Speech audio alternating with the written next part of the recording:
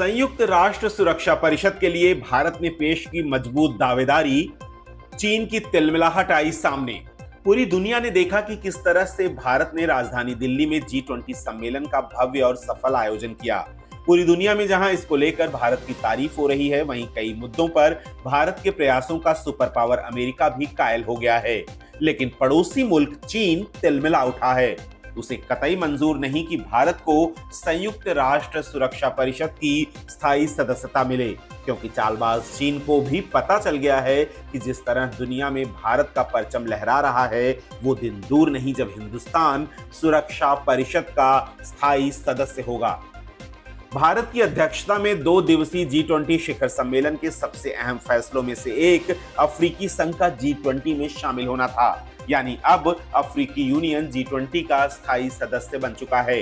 दूसरा सबसे अहम फैसला नई दिल्ली लीडर्स समिट डिक्लेरेशन पर आम सहमति बनना। यानी ये सम्मेलन G20 के इतिहास का सबसे अहम और अब तक का सबसे बड़ा आयोजन था, जिसकी अध्यक्षता प्रधानमंत्री नरेंद्र मोदी ने की।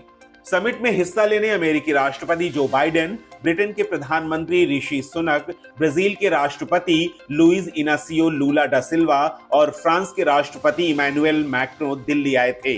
वहीं रूस के राष्ट्रपति व्लादिमीर पुतिन की जगह रूसी विदेश मंत्री सर्गेई लावरोव और चीनी राष्ट्रपति की जगह चीन के प्रधानमंत्री ली क्विंग इस समिट का हिस्सा बने। पुतिन अपनी गिरफ्तारी के डर से दिल्ली नहीं आए, लेकिन जिनपिंग के पास हिंदुस्तान न आने का कोई कारण नहीं था। बस चीन को यह बात हजम नहीं हो रही थी कि भारत में दुनिया का इतना मान बढ़ रहा है, इसीलिए जिनपिंग इसके गवाह बनने की हिम्मत नहीं कर पाए। G20 समिट के समापन के साथ अमेरिका, रूस और फ्रांस सहित दूसरे देशों ने भारत की अध्यक्षता में हुई बैठक के नतीजों की सराहना की। वहीं समापन सत्र में पीएम मोदी ने अगले G20 सम्मेलन की अध्यक्षता ब्राजील के राष्ट्रपति लुइस इनासियो लूला डी सिल्वा को सौंपी।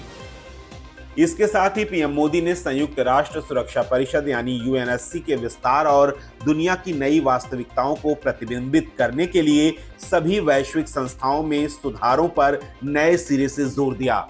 प्रधानमंत्री मोदी ने कहा कि ये जरूरी है कि दुनिया को बेहतर भविष्य की ओर ले जाने के लिए वैश्विक निकायों और संस्थाओं को आज की वास्तविकता को ध्यान में रखते हुए फैसले लेने चाहिए। उन्होंने कहा कि जब संयुक्त राष्ट्र की स्थापना 51 सदस्यों के साथ हुई थी तो दुनिया अलग थी और अब सदस्य देशों की संख्या लगभग 200 हो चुकी है।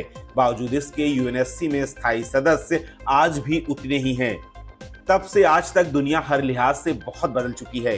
परिवहन, संचार, स्वास्थ्य, शिक्षा, हर क्षेत्र का कायाकल्प हो चुका है। ये नई वास्तविकताएं हमारी नई वैश्विक संरचना में प्रतिबिंबित होनी चाहिए।